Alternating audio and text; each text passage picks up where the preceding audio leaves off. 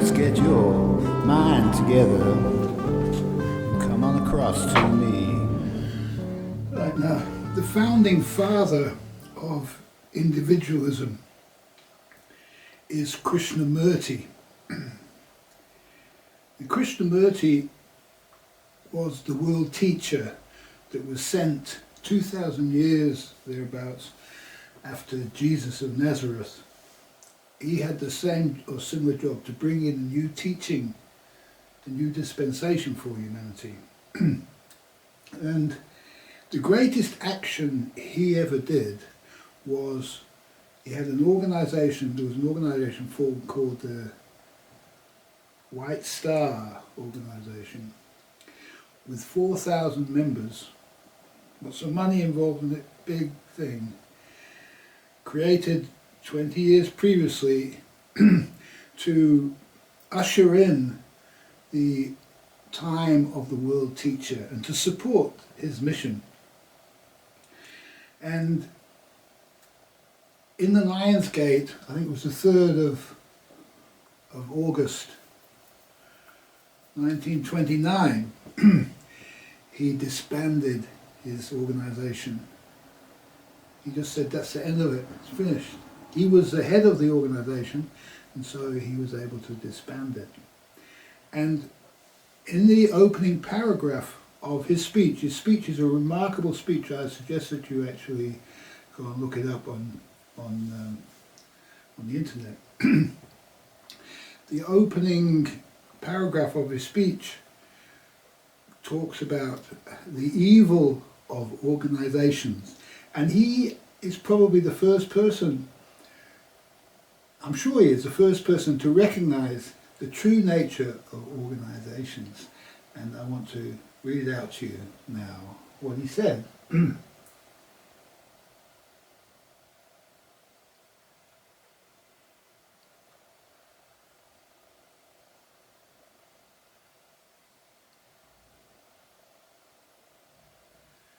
Okay, he says, we are going to discuss this morning the dissolution of the Order of the Star.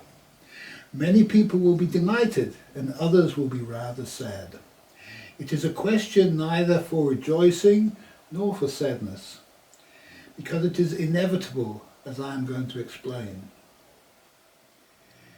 You may remember the story of how the devil and a friend of his were walking down the street when they saw ahead of them a man stoop down and pick up something from the ground. Look at it and put it away in his pocket. The friend said to the devil, what did that man pick up? He picked up a piece of truth, said the devil. That is a very bad business for you then, said his friend. He said, oh no, not at all. The devil replied, I'm going to let him organise it.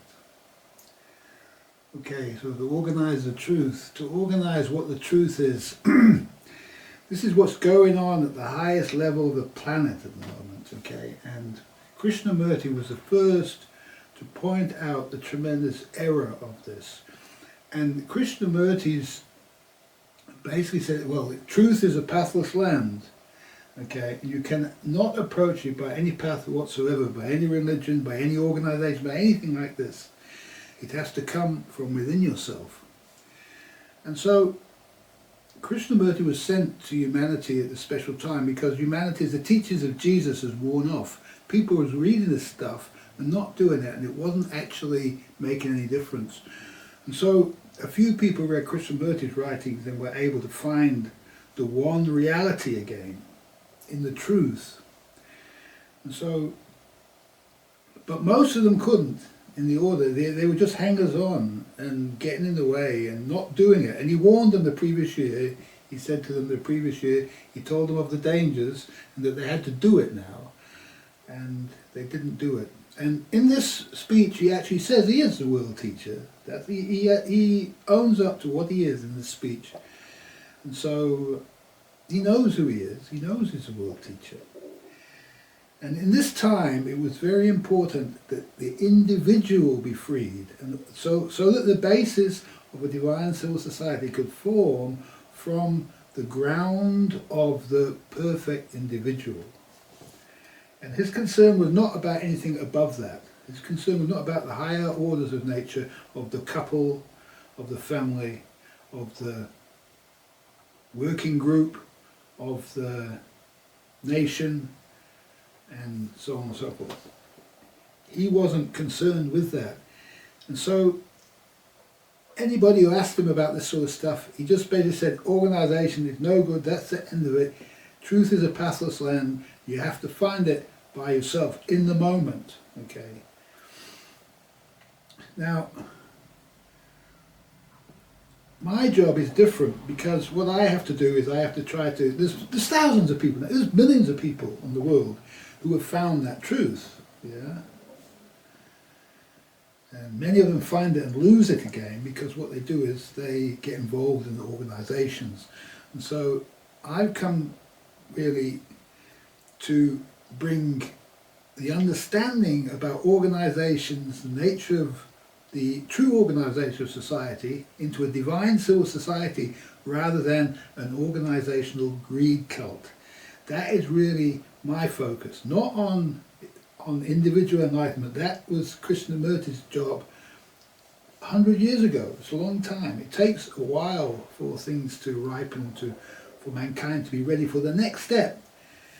And so it's only now that there's enough people around to even start to create the seed of where society is going into the future. And it will take 300 years before what I'm saying is actually comes into any physical manifestation. Okay, now I'll just have to look at what the subject matter is of this one. Okay, so it is natural organisation. Okay, now in the beginning, Krishnamurti's organisation, if you like, was not part of the demonic nature. It wasn't a demonic organisation. It was coming out of a demonic organisation because it was a theosophical society. You know, it was like there was a few genuine people in it, but there was a lot of hangers-on, a lot of people in it because of the spiritual pride, if you like. And so what happened was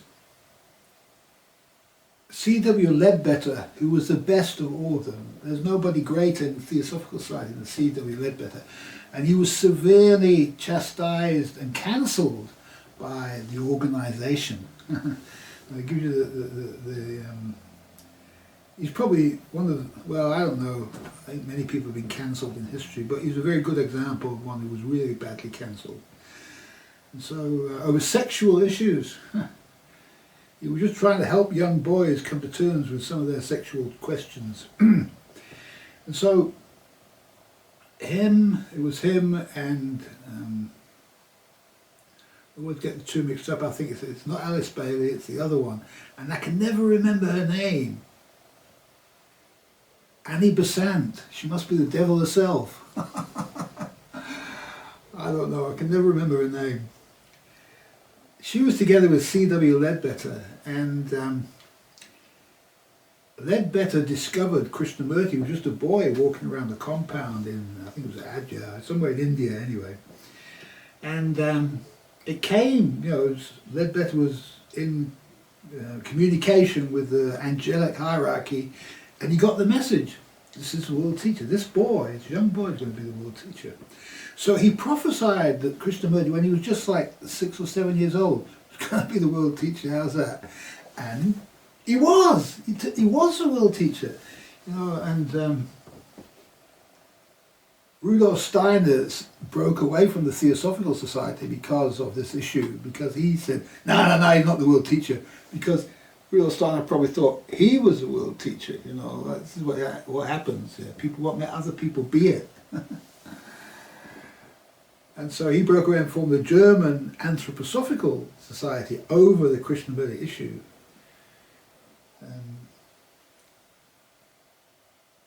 Yet Krishnamurti turned out to be the world teacher and proved it by his actual act of becoming it and doing it.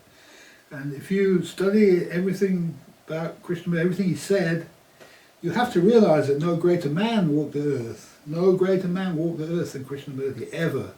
Ever. Now, it wasn't perfect. I have to tell you this, because people say, "Oh, Jesus of Nazareth, he was perfect. He was God incarnate." Well, he might have been God incarnate, but he was imperfect vessel. You understand? Nobody is perfect. Okay. And people are capable of perfect acts, of speaking perfectly in the moment, but nobody is capable of not making any mistakes. If man doesn't make mistakes, he cannot learn. He learns from his mistakes. Okay. And so the natural order is there to lead man down the pathway, you see. He gets confused and he comes back, and the books and the writings are there to bring man back after he loses his way on the path of life. Now, what brings a man to enlightenment is not, "I must become enlightened," and that's like to organize himself so he becomes enlightened. You can never get enlightened that way. It's only nature who can bring you to enlightenment. Nature has to first bring you to enlightenment. And nature will bring you to this book, to that book, to this event, to that event, to this experience. And it's leading you by the hand on a certain pathway. It's organising your life. Your life is not without order. And if you organise your life, you say, "I will attend this meeting at such and such a time." No, you cannot do that. It won't work. I have to get the phone, and we'll stop at this point. Nature is organising my life in this moment by the phone ringing.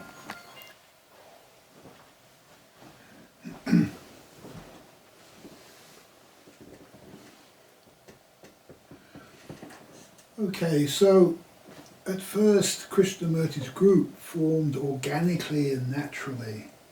It was just C.W. Ledbetter and that other woman that I can't remember her name, and Annie Besant, and there was him and his brother. It was like a family affair. Krishnamurti and his brother. And at some point, somebody came along and organised it and said, "Oh, we're going to give it a name, call it the Organisation of the White Star, and give it a mission," and all this kind of stuff. But really, it was already happening. You didn't need to do any of that. And it was probably prompted by the fact that there was money involved, and they wanted to keep the money separate from it. Didn't want to give it to the Theosophical Society. They could have just put in the Theosophical Society whatever money was there, and just used the money from the Theosophical Society to just feed Krishnamurti or pay his railway fare or whatever it was that he needed to do his mission. But no, they formed a special organisation, and there were loads of money involved, and houses and all sorts of stuff was donated. And so you know what organisations are like. And so initially it was a natural organisation, and after he disbanded it, it became a natural organisation again.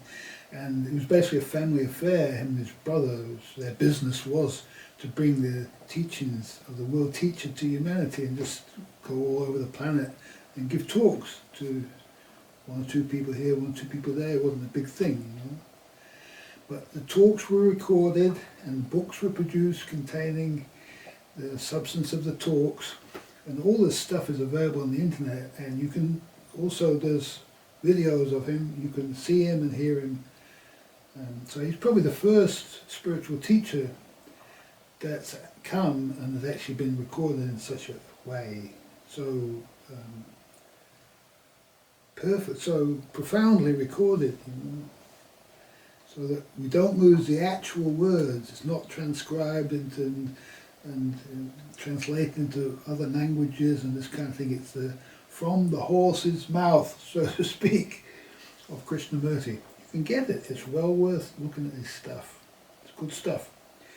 And so, if you study what Krishnamurti has to say, you'll basically be hearing the Individualist Manifesto in its original form, because everything he said I have listened to and I have understood, and I have based my learning on what he knew. Now, it's interesting how things work out, because I had no interest in Krishnamurti whatsoever at the time that I met him. And I didn't know I was meeting him, I didn't know who he was, but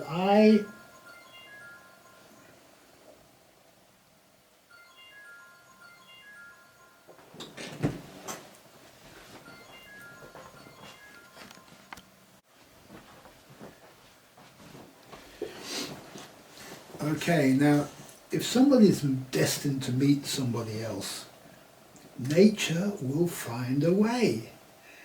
It's remarkable, really, and I'll tell you the way that I came to meet Krishnamurti. I was in London, I was a traveller, I was travelling through London.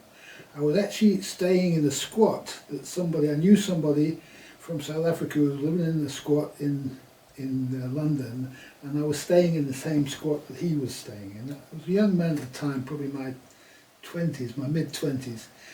And so there was a group of people, 2 or 3 people knew each other, and I used to go and hang out with them on the weekend, and it turned out that it was a long weekend, and they were going to go and see some Indian spiritual guru. I've never heard of this sort of thing. I don't know what the hell is this all about, but they didn't tell me, just said they were going, and I thought, well, if I could go with them, but if I don't go with them, I'm just going to be stuck here by myself. Everybody's going to be gone. So well, I'll just get in the car and go. You know, I didn't want to see this guy, I didn't know who he was, didn't find anything out about him. I just thought, I'll get in the car and go, these people. And they went to Brockwood Park, which is where the school is. And there was a big marquee in the grounds of the school. Beautiful place, beautiful trees and that, amazing, thousands of people. And the marquee was filled with people. And I entered the marquee and we sat down, we just sit there waiting.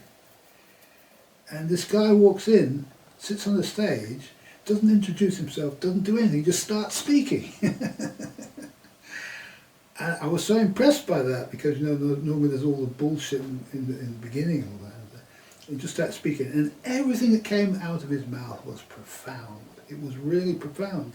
Every word resonated inside me with truth, and programmed me really. And I looked around me, and I could see all the people were sort of looking at each other and smiling and nodding and carrying on. And it was like, oh, isn't it nice to be sitting here, being seen in the marquee with Krishnamurti?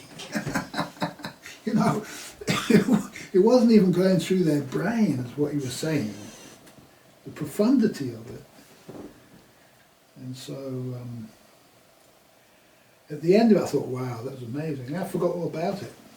And I didn't remember anything until I was about 50 years old, and I'd already come across Krishnamurti's writings and studied him and all the rest of it. And he'd been responsible for my enlightenment, and from his teaching that's how I got through to the reality of this. And this was years after that. I was in England here, and I was up in Scotland, and somebody gave me a biography written about Krishnamurti. And on the cover was a picture of Brockwood Park.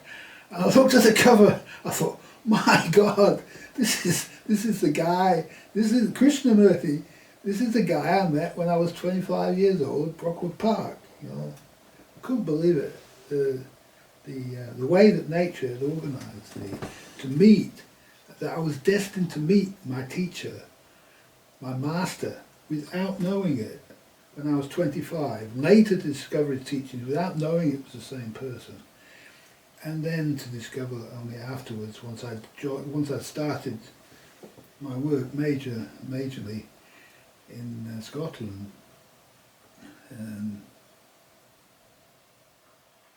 Yeah. So nature will find a way to bring you together with who you're meant to meet.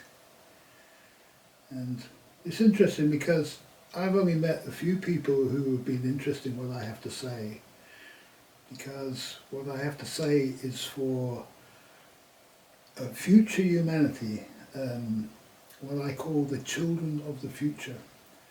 This is my concern, that the children of the future have the information that we're learning now in this special time, because humanity is going through special conditions of humanity are conducive now to learning the exact nature of what a divine civil society is and how is it comprised, because we have the example right now of the very worst form of organisational society that you could possibly imagine, far worse than communism, far worse than industrial society, far worse than anything that came before. There's globalists, the global organisation of humanity into something that's completely demonic and anti-nature. Okay, so I'm going to leave it at that. That is the chapter, Natural Organisation. Why we need it, and its origins, and where it's going to.